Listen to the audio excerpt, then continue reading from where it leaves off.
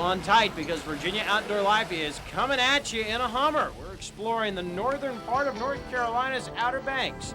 Plus, we're flying through striper season. Watch and learn as we take you fly fishing by the Bridge Tunnel. We are headed outdoors for the next half hour. Why don't you come along? Virginia Outdoor Life is next.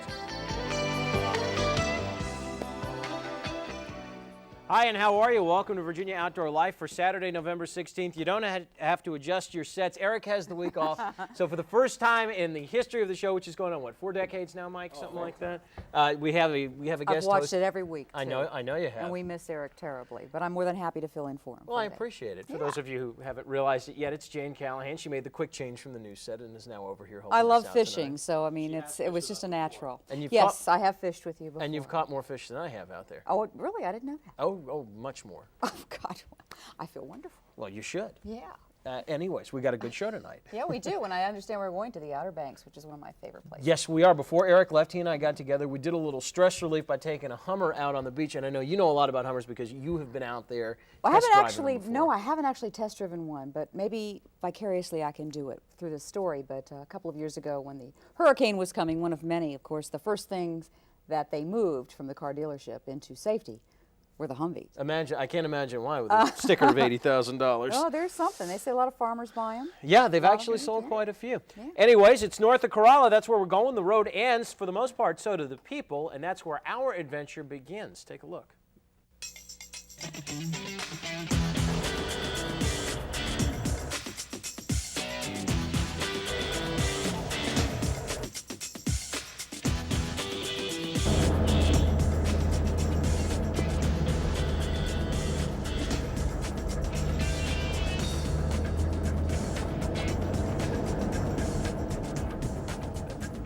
Well, if we're going to go four-wheeling, what better way to do it on the beach than in the same car that Arnold's got? Heck, if it's good enough for Arnold, it's good enough for us. That's why we're here with Bob Cakertz. He's with MidAtlantic Humvee. Bob, now this is a demo, so we can probably get this for what, about 73, 74, something like that today? We can work on the numbers today if you want to do that, Bob. Yeah, sure. I got a Honda I can trade, so okay. I know you can give me a good trade. No problem. We'll make a real good deal on it. Hey, I'm liking it. Why don't you take us on a little tour of this? What do we got here? I mean, this is the off-road vehicle to end all off-road vehicle. Well, right? it's the ultimate in four-wheel drive. Mm-hmm. This is a 4-passenger hardtop 96 model in the civilian version of the Humvee, which is called a Hummer. It's powered by a V8 diesel engine, constant 4-wheel drive. You also have your central tire inflation system. You have a control system in here where you dial just the front wheels. The back wheels are all 4 wheels. Then there's a tire gauge on the side, and you have an air compressor right underneath the hood. We can inflate and deflate the tires from inside the truck as we're traveling along. The vehicle itself has 16 inches of clearance underneath, which is twice as much as what you'll get on any other 4-wheel drive that's made today. The body is made out of fiberglass here on the hood, aluminum all the way down through the bottom. Your doors and top are made out of steel, basically rust-proof. You average right around 11, 12 miles to the gallon. This particular model, the 96 model, has dual tanks. Total mileage capacity on your tanks is about 500 miles. It does about 75, 80 miles an hour top speed, which is fast enough when you got 6,800 pounds of truck coming at you. That's fast enough. You can go down these roads that take you back into the houses and stuff like that, and you can just go back through there and have, there's nothing real dangerous or serious about getting back in there. You got to be careful when the tide's rolling in and stuff like that. Sometimes you can get caught up here by the tide. As long as you're not out here gunning in at 65, 70 miles an hour and just tearing the hell out of things. Yeah. They're usually pretty cool about it. Eric, you all set to take her for a ride? All right, man. Let's do it. Give her a shot.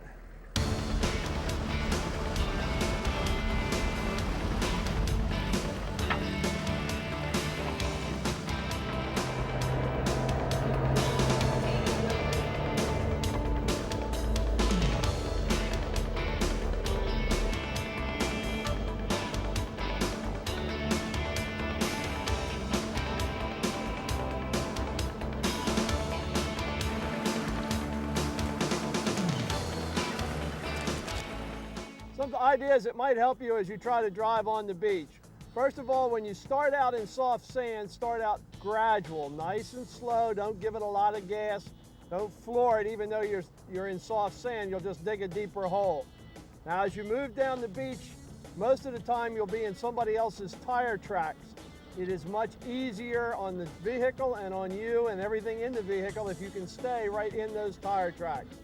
Drop your air pressure in your tires. We run 20 pounds of air pressure in these tires on the Ford Explorer, and I've found that most of this type of utility vehicle like this will work very well with 20 pounds of air. Never make any sharp turns if you can possibly avoid it when you're in the soft sand. If you make a sharp turn, you just dig your wheels in and you can get in big trouble. So just some ideas of how to get around in the soft sand. I know a lot of people out there have utility vehicles. They like to come up on the beach. So good luck, good driving, and you take it easy, I think you'll be all right. Have you ever taken a four-wheel drive on the beach? That was the first time. Yeah. And it was terrific, I tell you, man. It's a lot of fun, isn't it? It really is. I understand there's a bridge going into Corolla. That's going to really increase the traffic over there. I guess all the more reason that you really need to know how to do it. Well, we say there's a bridge coming in, but you say they've been trying to do that down there for years It's been a now. topic of conversation for years. Yeah. Don't really know what the status is. I'm not going to pretend I do. Sorry, folks. We shall find out in the future. Only time will tell. Now, I know you enjoy fishing, of course. Oh, of course I do, ever since I was a kid. Freshwater, saltwater, you name it. It doesn't matter. She's a fishing fool. And you should enjoy the next story we got coming up, and I think Jan will too, because it's fly fishing out on the bay. They are fishing for striper. We'll tell you how they did and what they did and how they did it and how you can get started fly fishing when Virginia Outdoor Life rolls on. Next. All right, let's make sure he's 18, and I'm sure he is.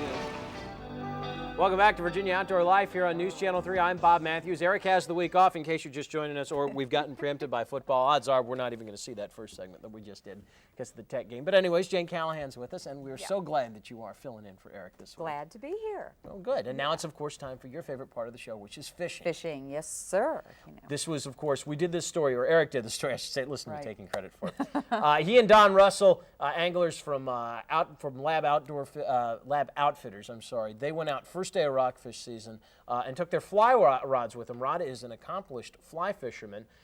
Together they went out into the bay alongside the Bay Bridge Tunnel and they let the flyers fly. Let's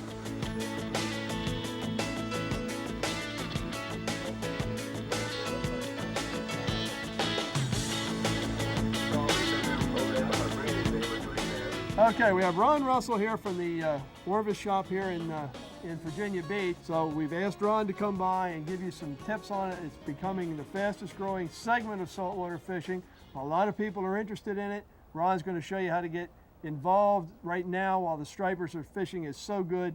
It's an ideal opportunity to get out and do some fly fishing and actually catch some fish. Ron, why don't you show us what you got here? All right. I'm going to start out real quick with just some of the basic equipment that we use.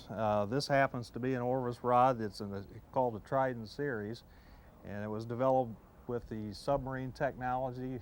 They put dampening material in here to soften the shake when you cast. It's loaded up with an Orvis reel.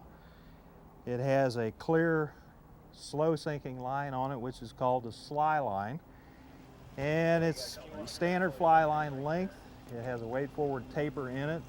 It's a 9-weight line matched up to a 9-weight rod. The rod length is about 9 foot. It can vary between 8 to 12 foot depending on the type of fishing that you want to do. For most saltwater fishing in the Chesapeake Bay area, coastal waters, inland, even in the surf, I like a 9-foot, 9-weight rod. And I've got it rigged up with a 7.5-foot leader. We've found from experience that most saltwater species are not leader shy, therefore you don't need a long 12-foot leader like you would if you were trout fishing. The fly that I've got on here right now is a lefty deceiver, red and white pattern. My favorite fly for catching striped bass in Chesapeake Bay. The easiest way to cast these bigger flies, 1/0, 2/0, is to use a double haul method of casting versus a single haul, which a lot of freshwater fishermen use. And the double haul process involves loading up the line to match the load in the rod. You make about 2 or 3 good false casts, feed a little bit of line each time, and let it shoot out. You get about a 50-foot cast. That's plenty fishing around the bridge tunnel out here where they've got plenty of rocks and structure.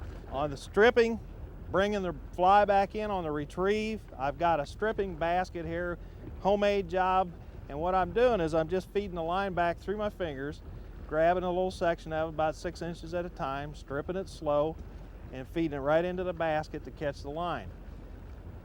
Great advantage to it is I don't hook up on any of the boat hardware, nets, gaffs, you name it, feet, belt buckles, anything that's hanging around in the boat. The line's in the basket, and it coils out a lot easier the next time that you go to make a cast. You feed it out, and it comes right out of the basket.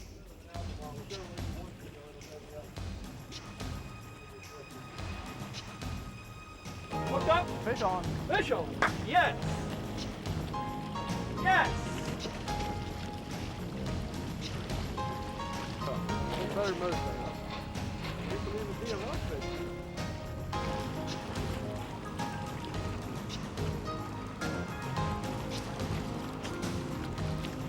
Mike? Yep.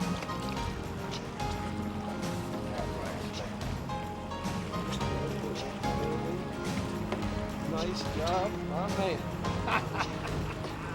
We were casting up into the rocks, get as close up into the rocks as you could. And I'm using a slow sinking line, so we just let the line drift, dead drift in the current. As soon as the line starts to belly around towards the back of the boat, I was script retrieving back in. And the next cast, you do the same thing, you work your way down through the rocks. And fortunately, we hooked up here. Good job, nice fish.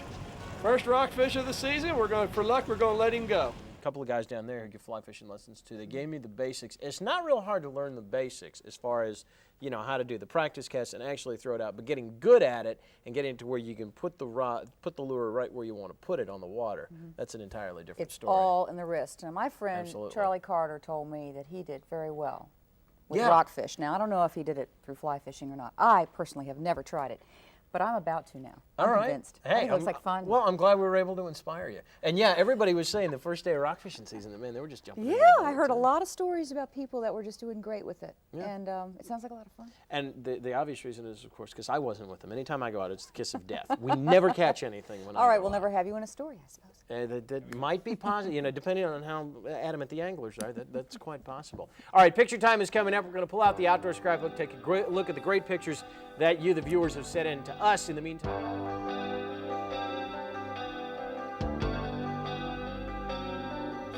welcome back to Virginia Outdoor Life here on News Channel 3. Now, Jen, this is the time of the show when we always do the outdoor scrapbook. So these are the pictures that everybody sends. Oh, yeah, in. and I can't wait to see some of these pictures. Then We you have the started info, off. and of course, it's all been left to our imagination. That's right. So we're going to start with Jessica Rhodes of Chesapeake. Now, Jessica is 4.5 years old. She caught 2 croaker. She caught these last July. Look at the size of these croaker. Not bad, huh? I'll tell you. Croaker's I'm my as big favorite. as she is. And you know, the thing about it is I always tell her, every time we go out fishing, whenever all else fails, we can always fish for croaker. I know, and I wonder what she used for bait. I I'm don't not know. even going to ask Jessica what she used for bait, but anyway, she caught these last July. She says she fishes every weekend, you know, pretty much like I did when I Right. was her age. Her parents help her take the hook out. However, she does the rest. Now, I think that is commendable. Isn't it? Jessica, I know your folks are very proud of you. Her whole family loves the show. Thank you very much for watching. And this is Dean Mercier of Elizabeth City. That's a 15.5-pound catfish, and that's some good eating right there. A first place winner at the Tidewater Cat Masters James River Tournament. That's a deep bottoms ramp. He caught that October 19th. That's some good fish right there. Okay, now you guys have got to see this next one. Brian and Scott Bloxham of Pocosin. Look at this flounder. That's a This is flounder. 11 pounds, 3 ounces. I don't think I've ever seen an 11-pound, 3-ounce flounder Until now. this very moment. They caught this last summer fishing off the back river, so maybe that's the place to go for flounder these days. huh? If it isn't, it's going to be pretty soon. Finally, Tyler Bly, Hunter Nelson, Brett Edwards of Conway, North Carolina with monster crabs. And Whoa, look at those things. I think it's self-explanatory. Tyler's there on the left. He goes to Southampton Middle School. Hunter's in the middle. He goes to Ridgecroft, and so does Brett. And Brett is the one on the right. And thanks. Yeah, when you hold it up like that, you look like American Gothic when you do that. That's good. That's right, but we need to have that very stoic expression on Yeah, our faces. well, that's true. Yes. And I've got to wear glasses. And we said that hot product was going to be good this week, folks. And this is called the Rollies. What is it again? The Rollies Cartige. We have a Rollies Cartige, and then they have the Junior as well. So you're better at pronouncing it That's than right. I am. Pneumatic wheels, lightweight construction. It's great. You can haul your fishing equipment That's around right. They in even it. have a little section here you can attach on to put your fishing pole in there. Not to mention your beach equipment. 2 if you fishing don't- poles, that's right. If you don't fish. Your And girlfriend, your baby. yeah, your best friend if he passes out at the beach. and your liquid refreshments and Whatever you want to put in. yeah, I mean, it's just a great item. Bait's another good idea. Rollies. Bait on ice, or your fish that you catch. Exactly. It's bottom line, Rollies makes a great product, and if you don't believe us, just take a look at this. We're here at Cape Hatteras out on the point, which is a long walk for any walk-on fisherman. However, if you are a walk-on fisherman and don't have a vehicle like we have the Ford Explorer there, this is an ideal situation to help you get your tackle up on the beach. This is a Rollies cart made by the Rollies people right here in Norfolk, Virginia, and you can put everything you need for a day's fishing in this cart. You can put a couple of sand spikes, no problem. You got a chair to sit on, rest yourself. You got a tackle box, cooler, hold your bait, hold your lunch. And you got a great big tackle box here, a big Plano box. That'll hold everything in the world you'll ever need to go fishing on the surf. And of course you can use smaller equipment, smaller boxes or a 5-gallon bucket. But what I'm saying is you can put everything you want in there. And it also has 4 rod holders. We have here the big spinning rod, the big conventional, a smaller spinning rod for bait fishing in close, and a speckled trout rod. Once again, no problem getting everything on here. And the real joy of this cart is even if you've got it all loaded down with all this heavy stuff, put the chair on there, put everything in there. These big tires, these big soft tires, you can take this cart with one little finger and pull it anywhere you want to go. So it's a good piece of equipment for the walk-on fisherman, but like I say, out here at the point, it is a long walk.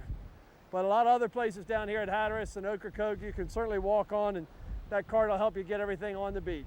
You're going to find red drum along the beaches of the Outer Banks with some of the best catching and coming around the Avon Pier. Time's also running out for speckled trout, in case you didn't know. However, if you're in a hurry, you're still going to find a few hanging around the Rudy Inlet. Also, our fish of the week is striper. You're going to find a fantastic bunch of striper all along the Bay Bridge Tunnel, as well as the Hampton Roads, Monterey and Merrimack Bridge Tunnels. And they're also plentiful bayside up the eastern shore and in the surf down south. So get out there and do a little fishing this weekend.